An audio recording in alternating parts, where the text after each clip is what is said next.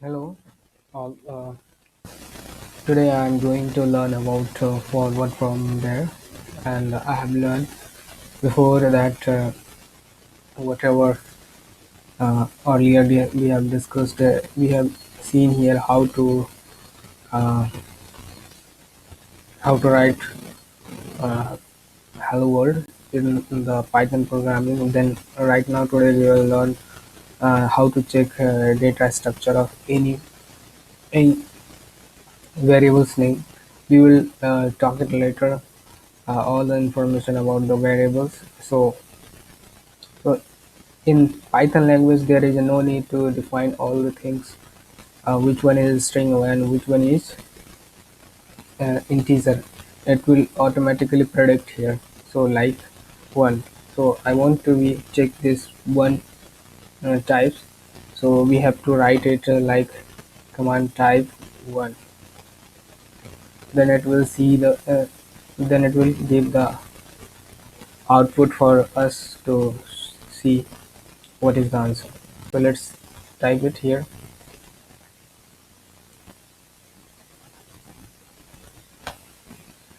I mean, I got a int integer, but I want to write like such any string.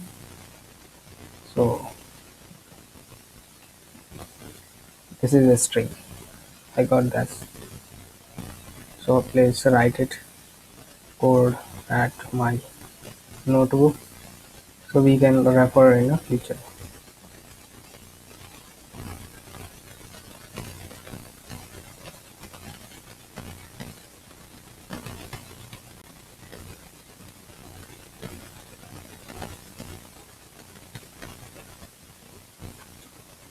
Okay.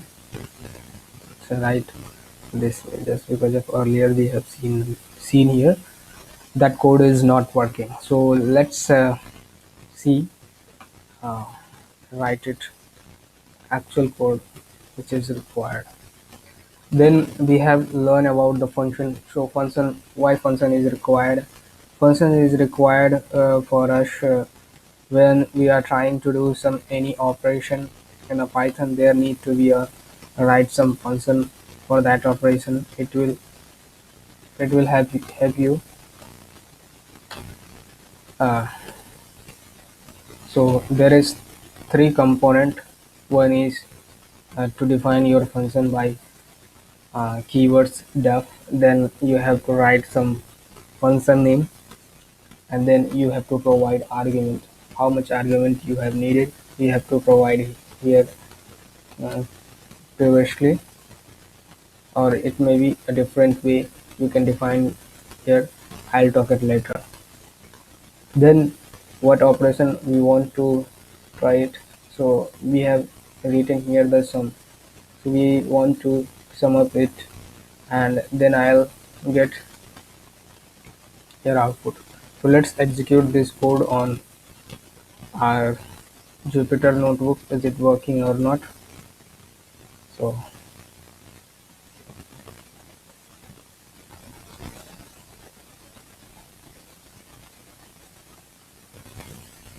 I got 3. Means this code is totally clear. So first of all, you have to write define your function by the keyword called def. Then you have to define your function name, whatever you want, like sum. You have to change here sum to number. Then uh, then you have to define your argument, or you make a call variables whom you want to submit, and then return it.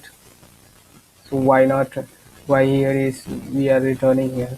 So in a Python language, a return is very useful just because of if you are calling to any function and you want to use it as a real way function, then you have to return is better way whatever the value, but you have provided here print as well. There is no any uh, hurdles here. So if you want to provide here also print function as well, so you can print it here sum a plus b. Then there is no need to print this. So you have to call it directly. First of all, comment it, and then you got same answer. So that's the we define our function. So we will talk it later in a detailed way. Then there is indentations, rules, and comment. So in what is indentation? Like likewise we have seen here, uh, after div sum we have written here return in a next tab format, not in a same initials line. So why is it so? Just because of in Python there is a no need to be write as a curly braces kind of things or parenthesis to define another operation is here. Here all the things is happen automatically just by uh, on the basis of indentation.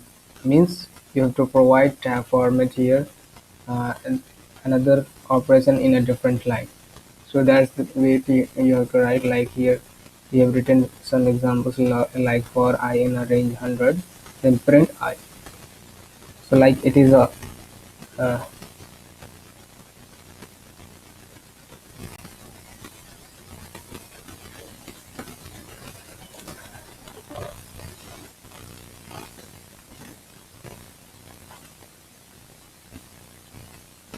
it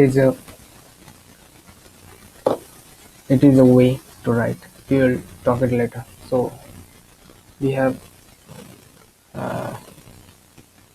discussed about something comment. So this is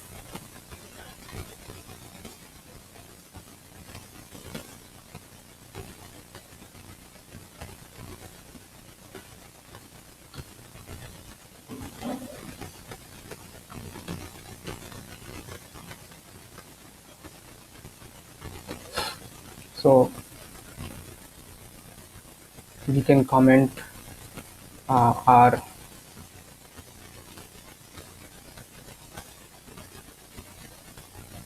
can comment our code by just providing hashtag before any line of code.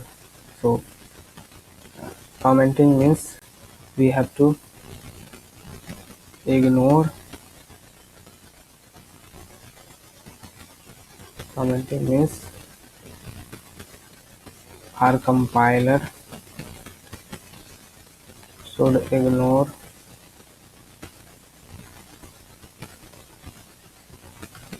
that line. That means the comment. So how to write? Like we want to comment it. So like for I in range 100, we have write it here and print I. So if we want to comment it, so oh sorry, then we have to provide here hashtag. If we provide hashtag in initial way, after that it will comment out all entire line. You can also comment out from last, and then you can write anything, it will comment out all of it. And another way uh, is you have to define by three line of code. So how do I write it? So let's see second way to define our comment. So like sorry, I mean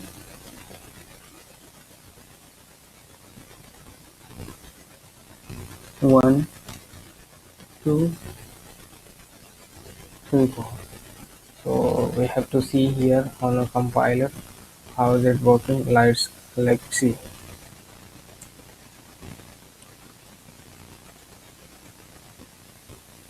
and we have to comment it anything like this in a multiple line. It is also useful for multiple line.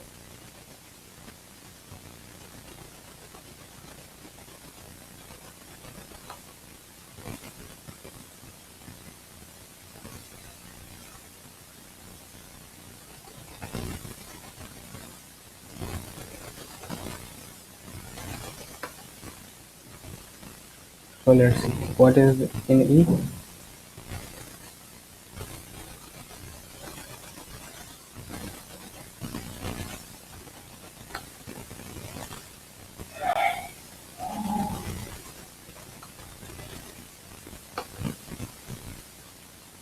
Only G is here. Another is commenting multiple line. If you want to write something, and if you want to inform something in a, like what is here on this variable, so in a long sentence we can write this is a variable whose value is z. That's way you can comment it any uh, any any, you can define your,